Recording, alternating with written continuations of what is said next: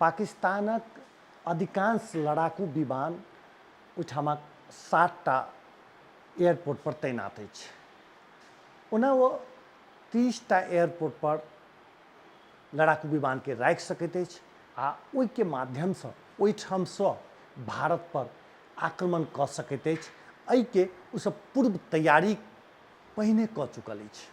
पाकिस्तानक कतेक एयरबेस एहन अछि जतऽ परमाणु हथियारसँ लैस लड़ाकू विमान पूरे तरहसँ आक्रमणक लेल तैयार रहैत अछि। फेडरेशन ऑफ अमेरिकन साइंटिस्टक एक रिपोर्टक अनुसार युद्ध जेहन स्थितिमे पाकिस्तानक 30 एयरबेस परमाणु आक्रमणक लेल तैयार भऽ सकैत अछि। एहनमे यदि हवाई अड्डा वा ई कही जे एयरपोर्ट के भारत निशाना बनाओत वा लक्ष्य राखत तऽ पाकिस्तान पूरे तरहसँ बर्बाद भऽ सकैत अछि। पाकिस्तानक परमाणु क्षमताक विश्वसनीयता ओकर सीमित दूरीक मिसाइल पर नहि अपितु ओकर आक्रमण विमान पर निर्भर करैत अछि। शांतिक समय अधिकांश पाकिस्तानक लड़ाकू विमान 7 हवाई अड्डा पर सुरक्षित ठाढ़ रहैत अछि। ओना करीब 30 हवाई अड्डा वा कही एयरपोर्ट एहन अछि जतऽ पाकिस्तानी परमाणु हथियारसँ सुसज्जित विमान तैनात कयल जा सकैत अछि। एहनमे एयरबेस के टारगेट करऽसँ पाकिस्तानक एयर डिफेंस आ एटॉमिक वार सिस्टमक डाँर टूटि सकैत अछि। मेजर ऑपरेशनल बेस पूरे तरहसँ फंक्शनल एयरपोर्ट होइत अछि जतऽसँ शांति कालक क्रममे विमान उड़ान भरैत अछि। फॉरवर्ड ऑपरेशनल बेस शांति कालक क्रममे मात्र एक्टिव रहैत अछि आ युद्ध कालक क्रममे पूर्णतः फंक्शनल भऽ जाइत अछि। सैटेलाइट बेसक उपयोग शांति काल आ युद्ध काल दुनूमे विमानक आपातकालीन लैंडिंग आ रिकवरीक लेल कयल जाइत अछि। मेजर ऑपरेशनल बेस जे अइ ताहि हिसाबसँ PAF Chaklala Rawalpindi, PAF Faisal Karachi, PAF Kamra Minhas, PAF Masroor Karachi, PAF Mianwali, PAF Peshawar, PAF Risalpur, PAF Samungli Quetta, PAF Sargodha. Forward operational बेसक जहाँ धरि बात अछि तऽ PAF Lahore, PAF Mirpur Khas, PAF Multan, PAF Murid, PAF Nawab Shah, PAF पांसी, PAF Faisalabad, PAF Shahbaz, PAF Sukkur, PAF Talhar, PAF Bihari.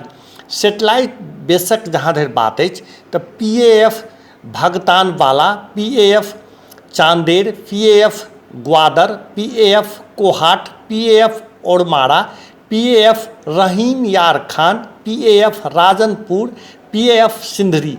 एकर अतिरिक्त पाकिस्तान में करीब 2 दर्जन अन्य नागरिक एयरपोर्ट अछि जकर प्रयोग शांति आ युद्धक दुनू समयमे सैन्य विमानक लैंडिंग आ रिकवरीक लेल कयल जा सकैत अछि, जखन कि किछु पूर्ण नागरिक एयरपोर्ट अछि।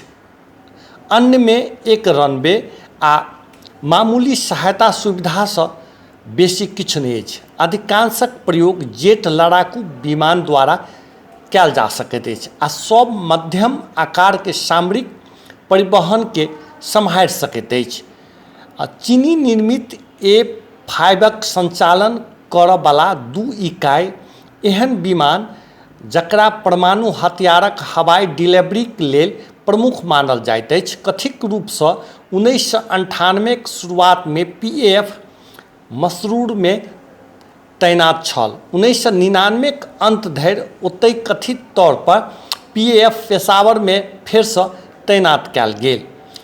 पाकिस्तानी वायुसेना वर्तमानमे विभिन्न विन्याससँ करीब 180 मिराज विमानक संचालन करैत अछि जे 4 ऑपरेशनल स्क्वाड्रनर नंबर 5, नंबर 7, नंबर 8, नंबर 22 आ कॉम्बैट कमांड स्कूल प्रशिक्षण स्क्वाड्रन सँ सुसज्जित करैत अछि। पाकिस्तान 1990 में ऑस्ट्रेलिया सँ 43 उपयोग कयल गेल मिराज IIIOS आ 7 मिराज IIIODS मंगबौने छल आ 1996 में फ्रांस सँ 40 अन्य पुनर्निर्मित मिराज IIIE किनने छल। भारत एहन विमान, हाँ भारत, हाँ भारत लड़ाकू विमानक लेल एयरपोर्ट मात्र नहीं सड़क सब सेहो बनौने अछि। एहन सड़क सब अछि जाहिठाम अहाँके लड़ाकू विमान के उतारि सकैत अछि, लड़ाकू विमान के राखि सकैत अछि, ओहिठाम सँ आक्रमण कऽ सकैत अछि। पाकिस्तान में एहि प्रकारक सड़क सब नहीं बनाओल गेल अछि, मुदा ओतौ जे 7टा पर एखन तैनात अइ, 30टा पर लड़ाकू विमान के तैनात कऽ कऽ ओहिठाम सँ भारत में आक्रमण कऽ सकैत अछि।